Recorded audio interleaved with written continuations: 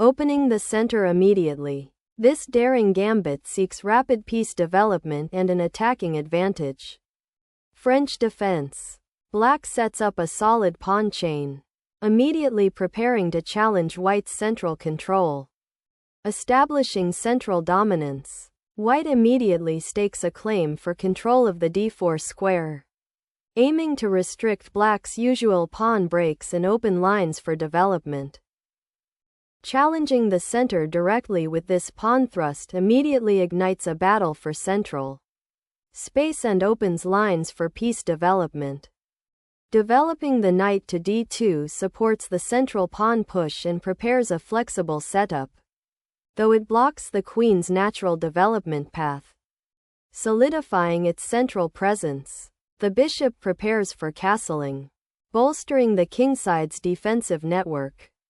Pushing the pawn forward creates an immediate space advantage, forcing Black's knight to retreat and potentially cramping their development. Challenging White's pawn chain directly. This advance aims to disrupt the central grip and open lines for active piece play. Instantly attacking the kingside. Qg4 injects immediate tactical heat, aiming to exploit Black's slightly underdeveloped pieces and creating a complex, often double-edged, positional battle. Challenging White's queen aggression. This pawn advance cleverly prepares for kingside development and aims to control central space. Initiating a central pawn capture offers immediate material advantage, potentially liberating the d-file for future operations, though it concedes a touch more space in the middle.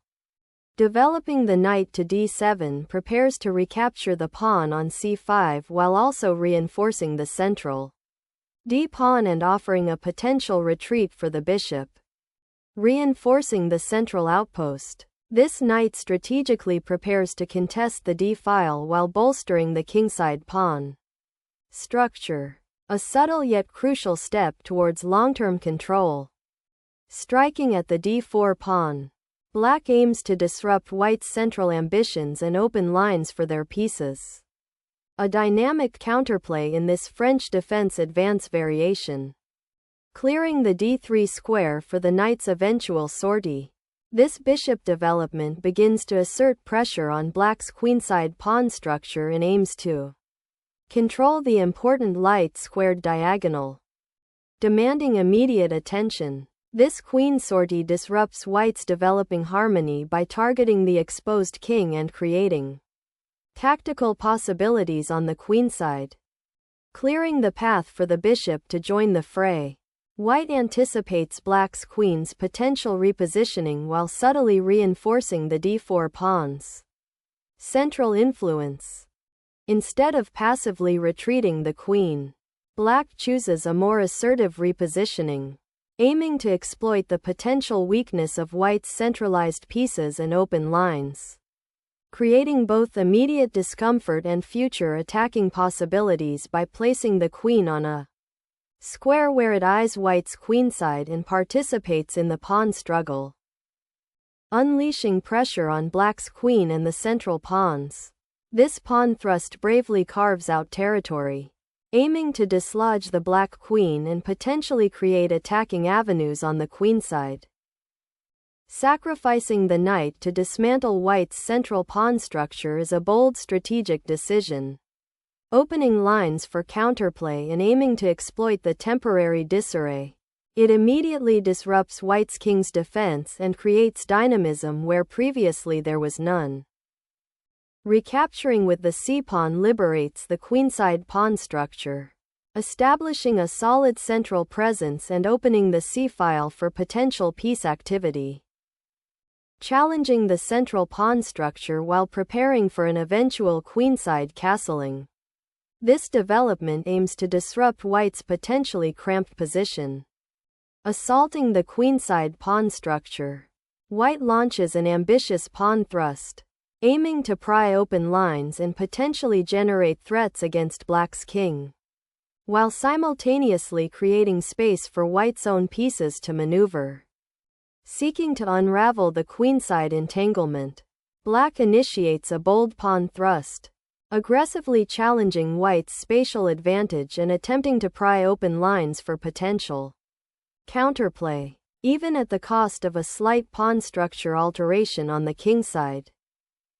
Shifting the queen to d4 immediately creates a dual threat. It eyes the vulnerable kingside pawn on g6 and simultaneously supports a potential future advance of the a-pawn, aiming to seize even more territory on the queenside. This proactive redeployment is key to white's initiative, forcing black to constantly reassess their defensive posture. Initiating a pawn storm against the white king from the flank is a bold but potentially risky strategy. Bringing the knight to h6 now, aiming for g4 or f5, attempts to build attacking pressure. But it also neglects central development and leaves the knight somewhat exposed to potential knight forks if white can navigate the pawn structure. Solidifying the central pawn structure and preparing to contest the d-file after the capture on circa 5 was the immediate priority, though it does tuck the knight away for the moment, allowing black's pieces to swarm the queenside. This knight jump, venturing to f5, aggressively challenges white's central pawns and opens a diagonal for the black queen, creating a dynamic position where control of the e4 square becomes paramount. Consolidating the queen's presence on the queenside now aims to exert pressure along the b-file, potentially creating threats against black's slightly exposed king. Safeguarding the monarch by tucking it away behind a pawn shield is a sensible consolidation, a strategic retreat to a more secure harbor after the recent skirmishes, signaling a desire to focus on piece development and coordinate the forces for the upcoming mid-game battle. Securing the monarch by castling initiates a fundamental shift, prioritizing king's safety over immediate aggression. This maneuver simultaneously prepares to connect the rooks, allowing them to collaborate more effectively on open files or by supporting pawn advances. It's a stabilizing move that acknowledges the potential for fireworks to come, creating a defensive bastion before engaging further.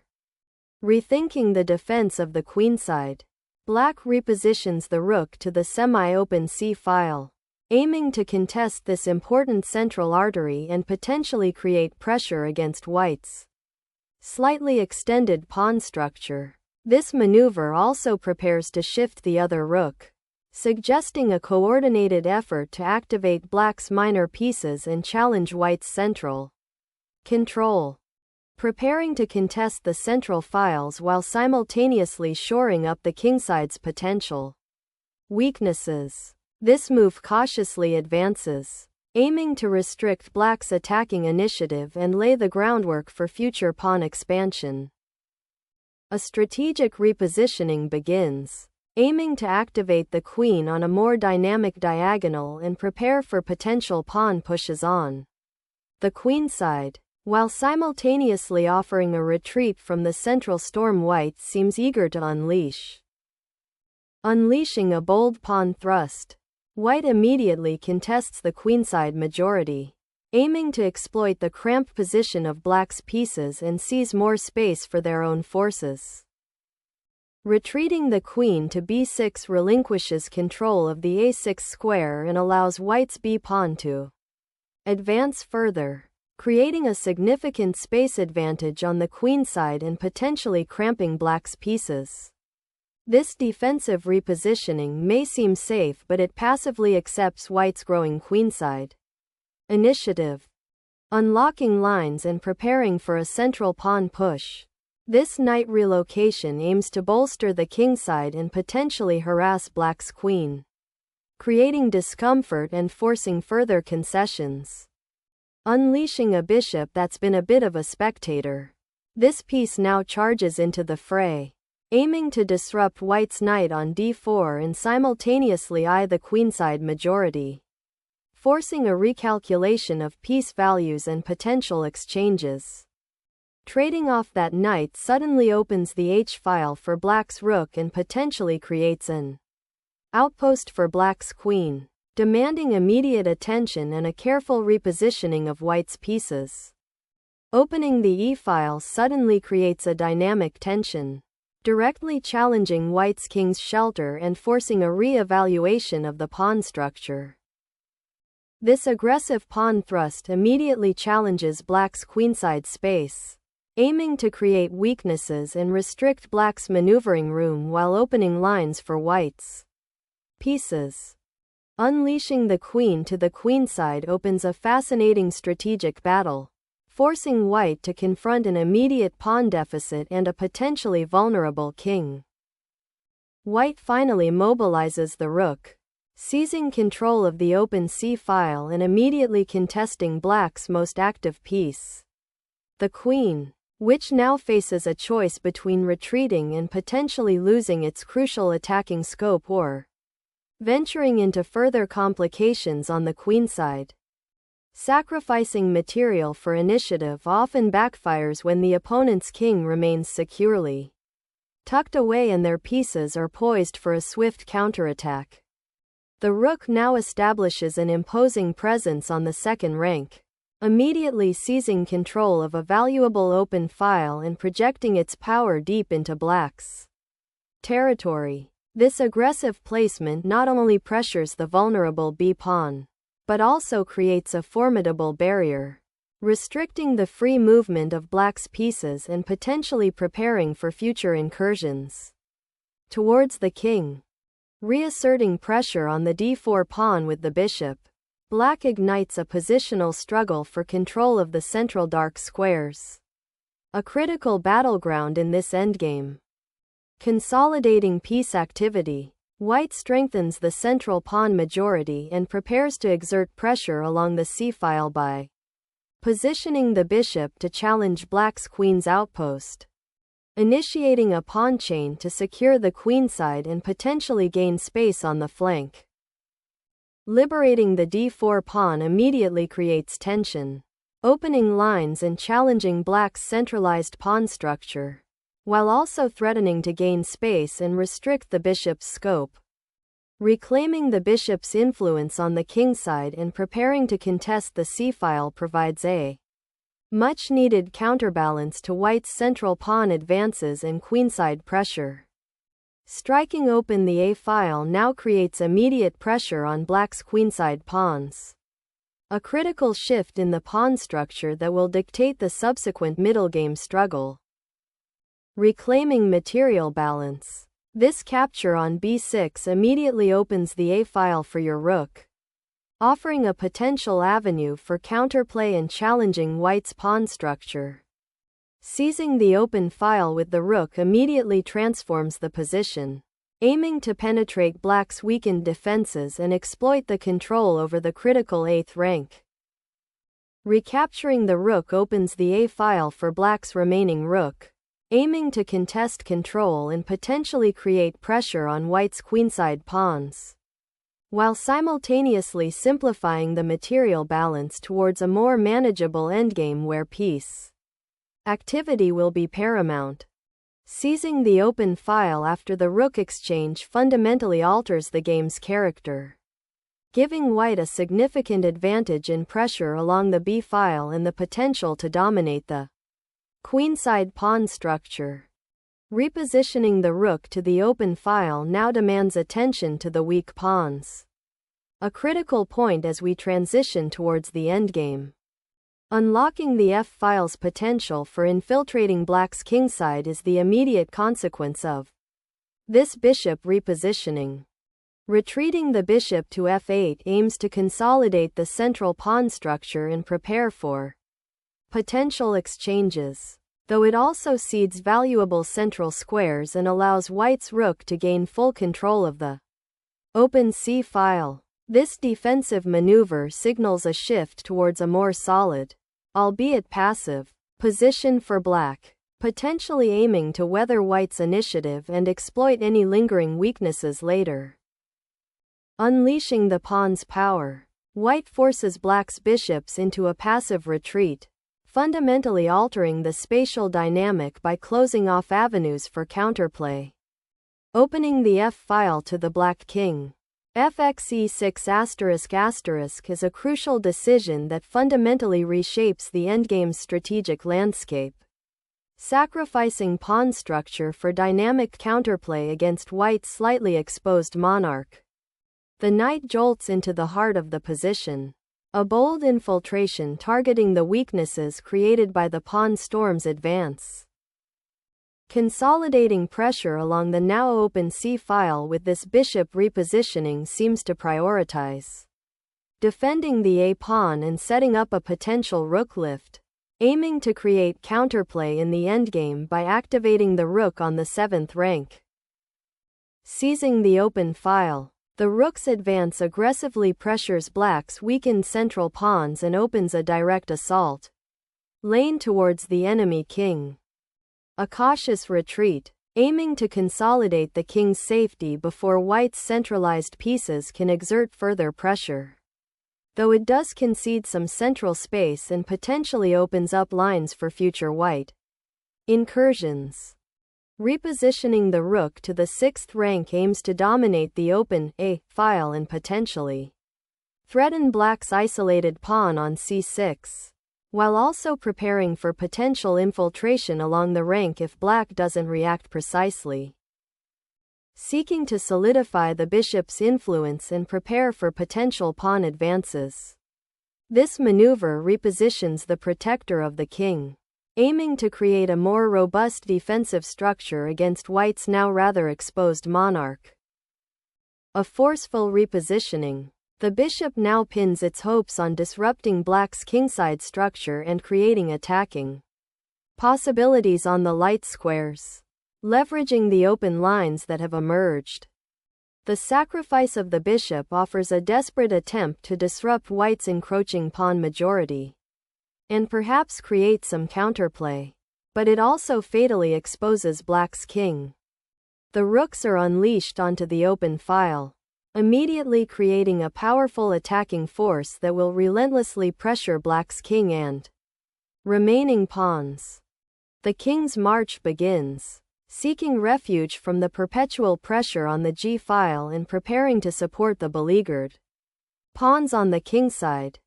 A bold rook repositioning, aiming to exploit the compromised kingside and potentially restrict the black queen's activity, while simultaneously preparing for a potential endgame where pawn structure and piece activity will be paramount. Shifting the bishop to the f7 square strategically repositions your defender, offering a crucial safeguard for the king and preparing for potential counterplay down the g-file. Should white's rook advance, the rook's repositioning to the 7th rank is a classic demonstration of outpost creation, a pivotal concept as the game simplifies, aiming to paralyze black's defensive structure and exert pressure on the otherwise passive pawns. Opening the diagonal for the rook to potentially infiltrate the queenside offers immediate activity, but leaves the e-pawn somewhat exposed to the centralized knight. Reinforcing the pawn chain with this advance aims to solidify white's central control, preventing black's bishop from finding an active post on the d5 square and creating a more secure foundation for white's pieces. Embracing a desperate fight for initiative, this pawn thrust ignites complications, potentially overextending the king's defenses. Seizing the open file presents a clear path to pressure black's position, aiming to exploit the potentially isolated pawns on the kingside and disrupt any lingering defensive coordination. Probing for weaknesses, the king now seeks refuge on the kingside, a proactive step to counter the encroaching rook and potential pawn advances along the 7th rank. Reuniting the king with his remaining pawns is paramount for any hope of active defense or even a counter-offensive. Reactivating the bishop aims to challenge white's entrenched pieces and potentially exploit the weakened dark squares around the white king, seeking active play rather than passive defense. The monarch's slow trek toward the center begins, a necessary repositioning in this simplified material landscape to contest vital central squares. The rooks now have a clear path to penetrate the enemy's back rank. Sensing an opportunity to centralize the monarch and bolster its defensive posture, the king bravely ventures into the fray, seeking a safer haven amidst the encroaching pawns and potential exchanges. Securing the king's central position is paramount, anticipating potential pawn thrusts and ensuring a safe haven from the roving rook. Bringing the rook to the 7th rank establishes immediate pressure and exploits black's slightly uncoordinated pieces, aiming to disrupt their defensive setup and potentially create weaknesses around the king. Sensing an opportunity, black shifts the bishop to a more active square, threatening to disrupt white's rook's dominion over the 7th rank and potentially create counterplay along the a-file. The rook anchors on the 4th rank, a proactive occupation designed to contest the open file and potentially disrupt black's pawn structure further. A swift checkmate delivered by the bishop, a fitting end to a prolonged tactical struggle that saw pieces exchanged and the board simplify considerably.